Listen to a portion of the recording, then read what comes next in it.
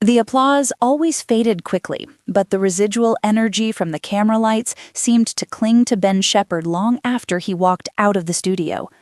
On screen, he was the picture of effortless charm, quick-witted, endlessly supportive, and possessing a smile that felt like sunshine breaking through the clouds. But in the quiet sanctity of their home, that same light was dimming. Annie had been watching it happen for months. It wasn't a sudden shift, but a slow erosion. The calls for Good Morning Britain and Tipping Point now bled into calls for charity events, meetings, and relentless travel. Ben's commitment was boundless, but Annie knew boundaries were what kept a person whole. She noticed the small, telling details, the lines around his eyes that didn't disappear after a good night's sleep, the way he would freeze mid-sentence, lost in a thought too heavy to share, the exhaustion he swallowed like a bitter pill. His struggle was silent, meticulously hidden beneath the mantle of being Ben Shephard, the eternally cheerful TV host.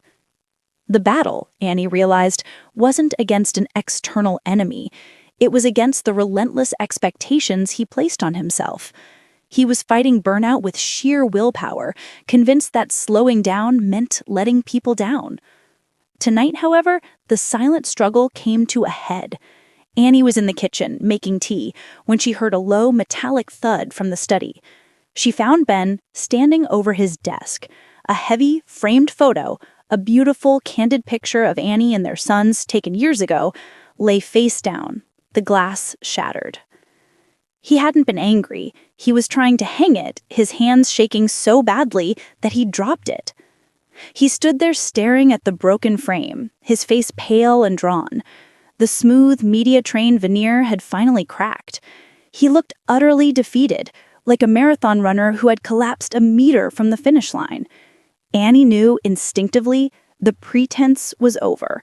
The fight he'd been hiding, the battle to maintain the perfect balance, was lost. "Ben?" she said softly, but the heartbreak in her voice made the single word a seismic tremor. He flinched, turning away immediately to hide his face. "I'm sorry, Annie.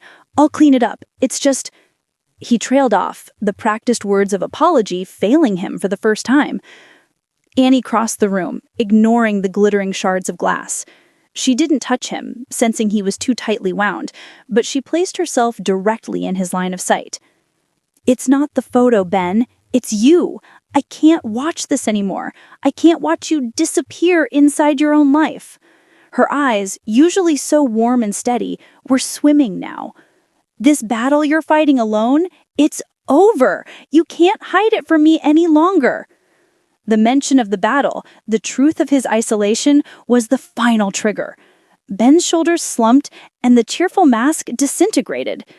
A quiet, ragged sound escaped him, a suppressed gasp that turned into a wrenching sob. He stepped into her embrace, the full weight of his exhaustion and fear finally given over. She held him tightly, the fragments of his career and commitments momentarily irrelevant against the simple, essential reality of their shared life. It was heartbreaking, but in the ruins of the broken glass and the released tears, Annie knew they had found their way back to solid ground. The struggle might continue, but it would no longer be silent, and it would no longer be Ben's alone.